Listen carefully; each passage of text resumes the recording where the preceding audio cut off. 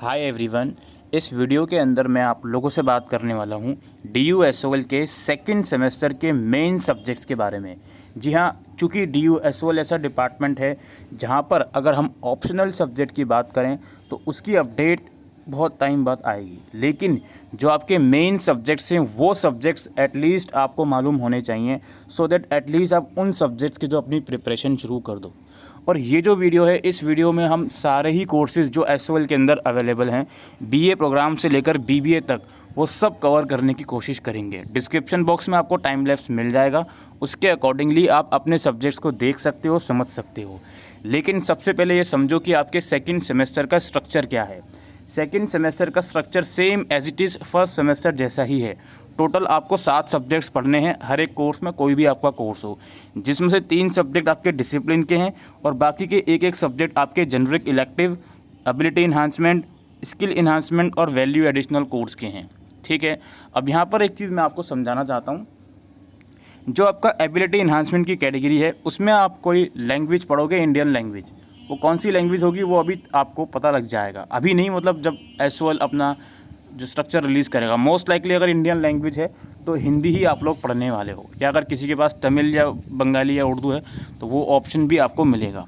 इसके अलावा generic elective में BA प्रोग्राम और BCom प्रोग्राम के स्टूडेंट्स को अगर आपने सेमेस्टर 1 में इंग्लिश मिला है तो मोस्ट लाइकली हिंदी मिल जाएगा, और अगर सेमेस्टर 1 में हिंदी मिला है तो मोस्ट लाइकली सेकंड सेमेस्टर में इंग्लिश मिल जाएगा। दैट्स इट, इतनी सी कहानी है, इतना ज़्यादा सोचने की ज़रूरत नहीं है। इसके अलावा प्रोग्राम कोर्सेज़ के अलावा जो स्टूडेंट हैं उन्हें जेनरिक इलेक्टिव में चॉइसेस मिलेगी, इकोनॉमिक्स की, पोल साइंस की, हिस्ट्री की, जो फर्स्ट सेमेस्टर में मिली थी। अब वो एक्चुअल में सब्जेक्ट क्या होगा, अगेन जब वो डिपार्टमेंट अपना स्ट्रक्चर रिलीज़ करेगा तभी आपको पता चलेगा। इसके अलावा एक सब्जेक्ट आपका स्किल के अंदर होगा और एक आपका वैल्यू एडिशनल कोर्स के अंदर रहेगा। बाकी आज की इस वीडियो में हम हर कोर्स के जो मेन सब्जेक्ट हैं, डिसिप्लिन सब्जेक्ट, वो हम इस वीडियो के अंदर डिस्कस कर लेंगे। तो चलिए शुरू करते हैं इस वीडियो को। सबसे पहले हम शुरुआत करते हैं BCom ऑनर्स से।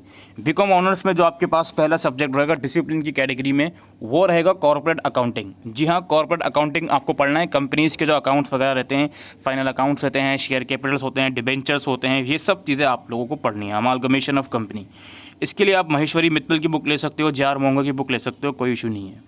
सेकंड सब्जेक्ट जो BCom ऑनर्स में आप पढ़ोगे, मेन सब्जेक्ट जो आप लोगों का रहने वाला है वो रहने वाला है कंपनी लॉ। जी हाँ, एक तरफ आप कंपनी के अकाउंट्स के बारे में पढ़ रहे हो, दूसरी तरफ आप कंपनी के लॉ के बारे में पढ़ोगे। कंपनी क्या होती है, कंपनी कैसे एग्जिस्ट करती है, अलग अलग टाइप्स ऑफ कंपनीज़ कौन कौन सी होती हैं, कंपनीज़ के अंदर मीटिंग्स का क्या स्ट्रक्चर रहता है, कंपनीज़ के अंदर जो मैनेजमेंट का पार्ट होता है, बोर्ड ऑफ डायरेक्टर, उनका क्या हिस्सा रहता है, कंपनी अगर वाइंड अप करनी हो तो उसका क्या प्रोसेस रहता है, कंपनी के डिविडेंड कैसे डिवाइड करे जाते हैं, ये सब चीज़ें आप लोगों को पढ़नी है। शेयर कैपिटल कंपनी का कैसे डिस्ट्रीब्यूट रहता है। तीसरा सब्जेक्ट जो BCom ऑनर्स में आप लोग पढ़ने वाले हो, वो पढ़ने वाले हो ह्यूमन रिसोर्स मैनेजमेंट। ठीक है, ह्यूमन रिसोर्स मैनेजमेंट आप लोग पढ़ने वाले हो। इसके अंदर बेसिकली आप कंपनी के जो एम्प्लॉय होते हैं उनको किस तरीके से मैनेज करा जाता है, उनका रिक्रूटमेंट प्रोसीजर कैसा होता है, उनका सिलेक्शन प्रोसीजर कैसा होता है, रिक्रूटमेंट के बाद उनको ट्रेनिंग किस तरह से दी जाती है, उनकी जो परफॉर्मेंस होती है कंपनी के अंदर उसको इवेलुएट किस तरह से करा जाता है, उनके लिए मोटिवेशनल फैक्टर कौन कौन से होते हैं, उनके लिए जो अलग अलग ट्रेनिंग डेवलपमेंट प्रोग्राम होते हैं वो किस तरीके से कंडक्ट करे जाते हैं, ये सब चीज़ें आपको पढ़नी है। उनको मोटिवेट करने के लिए उनकी मेंटेनेंस किस तरीके से करी जाती है, तो ये सब चीज़ें आपको ह्यूमन रिसोर्स मैनेजमेंट के अंदर पढ़ना है। तो ये 3 सब्जेक्ट हो गए आप लोगों के BCom ऑनर्स के। इसके बाद बारी आती है BCom प्रोग्राम की। ऑल्दो BCom प्रोग्राम की सेपरेट वीडियो भी अवेलेबल है मेन सब्जेक्ट्स पर, आप वो भी देख सकते हो। BCom प्रोग्राम में भी पहला सब्जेक्ट आपका कॉर्पोरेट अकाउंटिंग है। ठीक है, जिसमें आप कंपनीज़ के अकाउंट्स के बारे में पढ़ो, कैसे वो बनते हैं, फाइनल अकाउंट्स कैसे बनते हैं, शेयर कैपिटल कैसे इशू होता है, रिडीम कैसे होता है, वो सब चीज़ें पढ़ोगे। ये गुडविल की वैल्यू कैसे निकलती है, इंटेंजिबल एसेट्स की, वो सब चीज़ें आप पढ़ोगे। और अमालगमेशन और इंटरनल रिकन्स्ट्रक्शन के बारे में आप लोग पढ़ोगे। इसके लिए आप अगेन महेश्वरी मित्तल या JR मोंगा वगैरह की बुक परचेज़ कर सकते हो।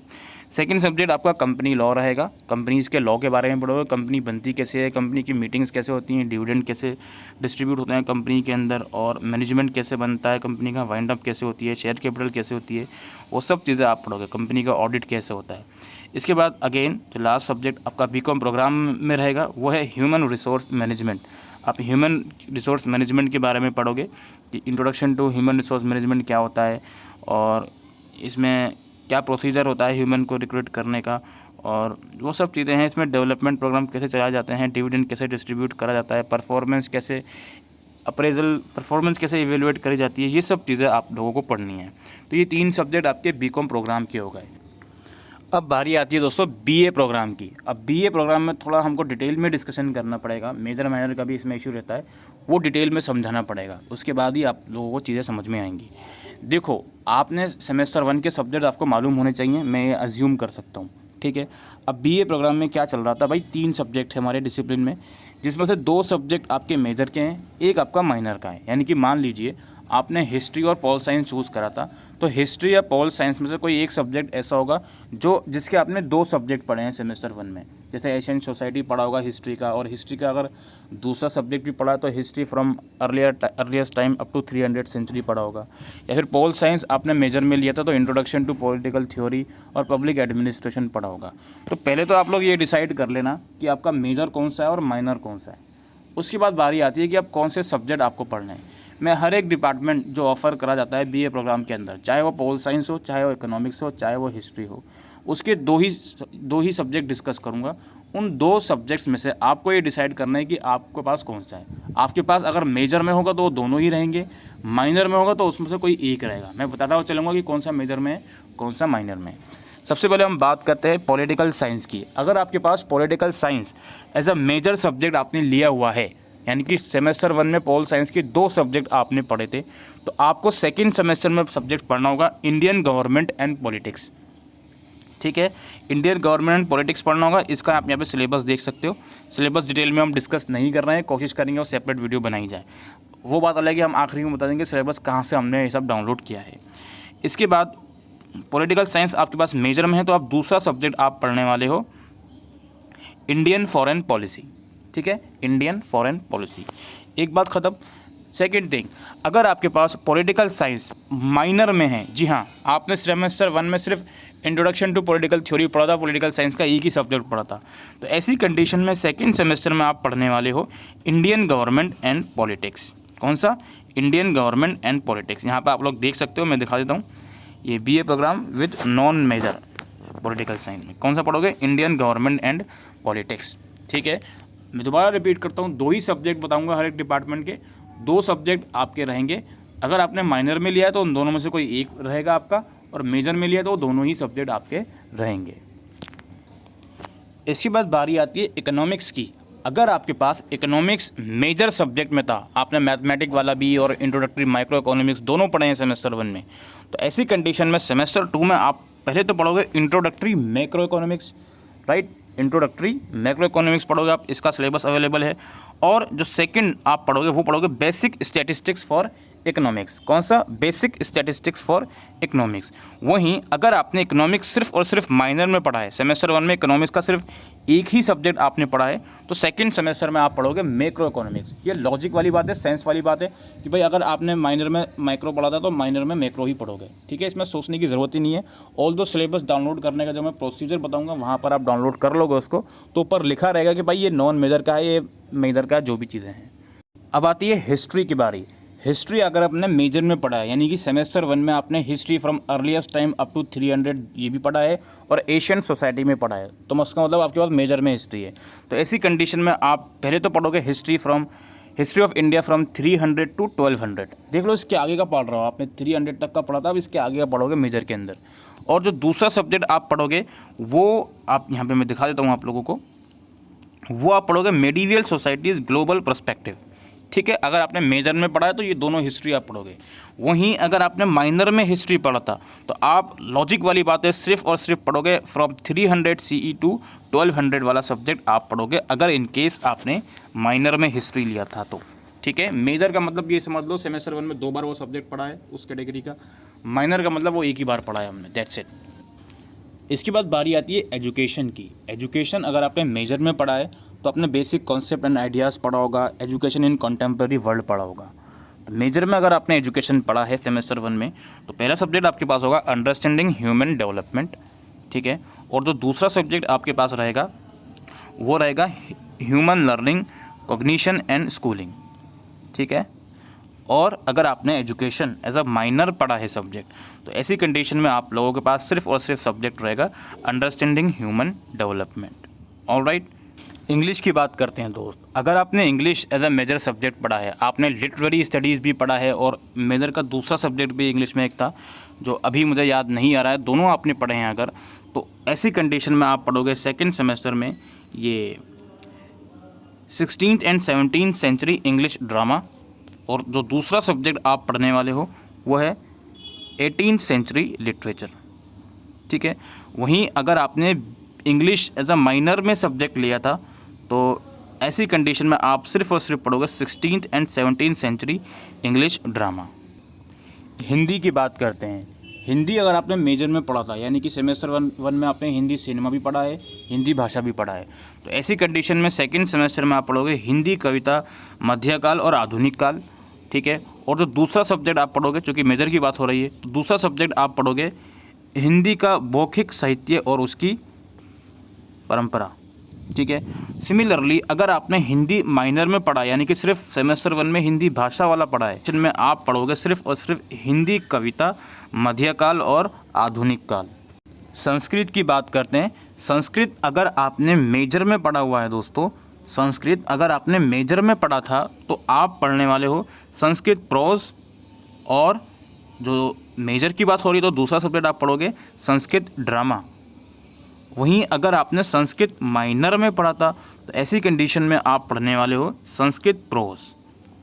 उर्दू की बात करते हैं। उर्दू अगर आपने मेजर में लिया हुआ है तो ऐसी कंडीशन में आप पहले तो पढ़ोगे Urdu A study of modern prose and poetry 2, और जो दूसरा सब्जेक्ट है आपका वो है study of modern prose 1। Similarly अगर आपने Urdu as a minor subject लिया हुआ है तो ऐसी कंडीशन में आप लोग पढ़ने वाले हो Urdu study of modern prose and poetry 2। Mathematic की बात कर लेते हैं। मैथमेटिक अगर आपने बीए प्रोग्राम में मेजर में लिया हुआ है तो सेकंड सेमेस्टर में एक तो आप पढ़ने वाले हो एनालिटिकल ज्योमेट्री, और जो दूसरा आप पढ़ने वाले हो वो है एलिमेंट्री लीनियर अलजेब्रा। वहीं अगर आपने मैथमेटिक माइनर में लिया हुआ है तो आप पढ़ोगे एलिमेंट्री लीनियर अलजेब्रा। तो ये बीए प्रोग्राम की बात ख़त्म हो गई। अभी बीए प्रोग्राम वाले बच्चों टेंशन मत लो, मैं बता दूंगा कौन सी पीडीएफ डाउनलोड करनी है आपको, वहाँ पर आपको सब्जेक्ट का सिलेबस मिल जाएगा। अब बात करते हैं पॉलिटिकल साइंस ऑनर्स की। पॉलिटिकल साइंस ऑनर्स में जो 3 सब्जेक्ट होंगे उसमें से सबसे पहला सब्जेक्ट रहेगा perspective on public administration. Political science की सेपरेट वीडियो भी मैंने आई थिंक बनाई थी, आप देख सकते हो जाकर उसको। दूसरा सब्जेक्ट रहेगा आपका methods and approaches in comparative political analysis, और जो तीसरा सब्जेक्ट आपका मेन सब्जेक्ट रहेगा पॉल साइंस ऑनर्स के अंदर वो रहेगा introduction to international relations. English honours की बात कर लेते हैं। इंग्लिश ऑनर्स में जो आपका पहला सब्जेक्ट रहेगा वो रहेगा 14th to 17th century English poetry. इसके अलावा जो दूसरा सब्जेक्ट रहेगा वो रहेगा आपका 16th and 17th century English drama, और जो तीसरा सब्जेक्ट आपका रहने वाला है वो रहने वाला है 18th सेंचुरी लिटरेचर। बात करते हैं बीएमएस कोर्स की, बैचलर ऑफ मैनेजमेंट स्टडीज़ की। इसके अंदर आपका रहेगा कॉस्ट एंड मैनेजमेंट अकाउंटिंग। दूसरा सब्जेक्ट आपका रहेगा माइक्रो इकोनॉमिक्स। तीसरा सब्जेक्ट जो आपका रहने वाला है प्रिंसिपल्स ऑफ मार्केटिंग। इसके अलावा बीबीए एफआईए जो कोर्स है एसओएल के अंदर उसमें रहने वाले हैं कॉस्ट एंड मैनेजमेंट अकाउंटिंग और मैक्रो इकोनॉमिक्स, और जो थर्ड सब्जेक्ट आपका रहने वाला है वो है क्वांटिटेटिव टेक्निक्स। और लास्टली दोस्तों इकोनॉमिक्स ऑनर्स की हम बात कर लेते हैं। इसमें आपका रहने वाला है इंट्रोडक्टरी मैक्रो इकोनॉमिक्स। दूसरा सब्जेक्ट आपका रहने वाला है intermediate mathematical methods for economics, और जो तीसरा सब्जेक्ट आपका रहने वाला है वो है इंटरमीडिएट स्टैटिस्टिक्स फॉर इकोनॉमिक्स। तो ये आपके कोर्सेज वाइज मैंने आपको मेन सब्जेक्ट्स बता दिए हैं। अब सबसे इम्पॉर्टेंट चीज़ बात आती है कि यार ये सिलेबस डाउनलोड कैसे होगा इसका, और किस तरीके से हम इसको डाउनलोड कर सकते हैं। देखिए उसके लिए आपको DU की मेन वेबसाइट पर आना है du.ac.in। मेन्यू वाले ऑप्शन पे जाओगे, लेफ्ट कॉर्नर में देखो सिलेबी के सेक्शन में जाके UGCF 2022 सिलेबी के सेक्शन में जाओगे आप NEP वाले। अब इसके अंदर आपको बहुत सारी PDF मिलेंगी। आप कंफ्यूज होगे सर मैं कौन सी PDF डाउनलोड करूं। देखो यार सबसे पहली चीज़ बीकॉम प्रोग्राम और बीकॉम ऑनर्स के लिए कौन सी PDF डाउनलोड करनी है वो मैं आपको बताता हूँ। पहले आप नीचे स्क्रॉल करोगे, यहाँ पर फैकल्टी ऑफ कॉमर्स का आपको सेक्शन दिख रहा है, इसमें आपको बीकॉम प्रोग्राम और बीकॉम ऑनर्स का मिल जाएगा। पहली बात ख़त्म। दूसरी बात, पॉलिटिकल साइंस ऑनर्स और इकोनॉमिक्स ऑनर्स, इसका आपको मिलेगा फैकल्टी ऑफ सोशल साइंस की PDF में। ठीक है, ये आप देख सकते हो, notification with regarding syllabus of second semester of faculty of social science. तो इस PDF के अंदर आपको पॉलिटिकल साइंस ऑनर्स और इकोनॉमिक्स ऑनर्स का मिल जाएगा। ठीक है, 4 सब्जेक्ट खत्म हो गए हमारे, 4 कोर्स। इसके अलावा BBA और BMS का आपको मिलने वाला है फाइनेंस के डिपार्टमेंट में। ये मैं आपको दिखा देता हूँ, ऊपर हम देखते हैं, ये देखिए, फाइनेंस एंड बिजनेस इकोनॉमिक्स के डिपार्टमेंट में आप लोगों को मिलेगा ये BBA और BMS का। इसके अलावा फैकल्टी ऑफ आर्ट की जो PDF दिख रही है आपको, इसमें आपको मिल जाएगा इंग्लिश ऑनर्स का। अगर इन PDF में थोड़ा सा रिसर्च पर आपको देखना पड़ेगा, सर्च करके, वो कोई इशू नहीं है, वो आपको मिल जाएगा। सब्जेक्ट के नाम मैंने आपको बता दिए, तो आपको अब रिसर्च करने में इतनी दिक्कत नहीं आनी चाहिए अगर आपने पूरी वीडियो देखी होगी तो। लास्टली हमारा बचता है BA प्रोग्राम। यार BA प्रोग्राम का कहाँ से मिलेगा? देखो यार, BA प्रोग्राम के मैं आपको सब्जेक्ट वाइज बता देता हूँ। अगर आपके पास एजुकेशन सब्जेक्ट है डिसिप्लिन के अंदर, तो उसकी तो अलग PDF आई हुई है, उसके लिए आप ये वाली PDF डाउनलोड करेंगे, फैकल्टी ऑफ एजुकेशन की। ठीक है, अगर आप मैथमेटिक डिसिप्लिन आपके पास है, तो उसके लिए भी अलग से जो है वो PDF आई हुई है, वो आप डाउनलोड कर सकते हो। ठीक है, यहाँ पर आपको मिल जाएगी मैथमेटिकल साइंस की, ये आप देख सकते हो, मैथमेटिकल साइंस हो गया। ठीक है, कितने हो गए? एजुकेशन का हो गया, मैथ्स का हो गया। इसके अलावा जो फैकल्टी ऑफ सोशल साइंस वाली PDF है, याद रखिए, फैकल्टी ऑफ सोशल साइंस वाली PDF है, इस PDF के अंदर आपको पॉलिटिकल साइंस, इकोनॉमिक्स और हिस्ट्री, 3 डिपार्टमेंट का सिलेबस इसी PDF में आपको मिलेगा, फैकल्टी ऑफ सोशल साइंस में। ठीक है, इसके अलावा जो फैकल्टी ऑफ आर्ट वाली PDF है, फैकल्टी ऑफ आर्ट वाली PDF है, इसमें आपको इंग्लिश का मिल जाएगा, हिंदी का मिल जाएगा, उर्दू का मिल जाएगा, संस्कृत का मिल जाएगा। ठीक है, तो BA प्रोग्राम के लिए आपको फैकल्टी ऑफ आर्ट्स वाली PDF डाउनलोड करनी है, इंग्लिश, हिंदी, उर्दू और संस्कृत में से अगर कोई सब्जेक्ट आपके पास है तो। इसके अलावा एजुकेशन का सब्जेक्ट है, तो उसकी तो अलग PDF आई हुई है, वो डाउनलोड करनी है। और फैकल्टी ऑफ सोशल साइंस के अंदर आपको हिस्ट्री, पॉल साइंस और इकोनॉमिक्स का सिलेबस मिल जाएगा। बाकी मैथ्स है अगर आपके पास, तो मैथमेटिकल डिपार्टमेंट की अलग PDF है, वो आप डाउनलोड कर सकते हो। ठीक है जी, तो इतना मैंने कर दिया आप लोगों के लिए। आई होप आपके मन में कोई भी डाउट नहीं रहता होगा। और ये वीडियो अगर रेगुलर और NC वेब वाले बच्चे भी देख रहे हैं, तो उनके लिए भी ऑब्वियस सी बात है, ये वीडियो रहेगी, क्योंकि मैंने आप लोगों को आपके मेन सब्जेक्ट आपके हवाले कर दिए हैं। अब आप इसकी प्रिपरेशन शुरू कीजिए, कब से करनी है, कब से नहीं करनी, ये आपके ऊपर डिपेंड करता है, ये आपकी पढ़ाई के ऊपर डिपेंड करता है। आप सेमेस्टर 1 का स्टडी मटेरियल के हालात देख चुके हैं, अब सेमेस्टर 2 में भी वही चीज़ आप फेस करना चाहते हो तो वेट कर लीजिए, अदरवाइज़ आप नहीं करना चाहते वो चीज़, तो पढ़ाई स्टार्ट कर दीजिए। ठीक है, तो बस यही सब था दोस्तों आज की इस वीडियो में। आई होप ये वीडियो आपको यूज़फुल लगी हो, तो वीडियो को शेयर कीजिएगा। Thank you.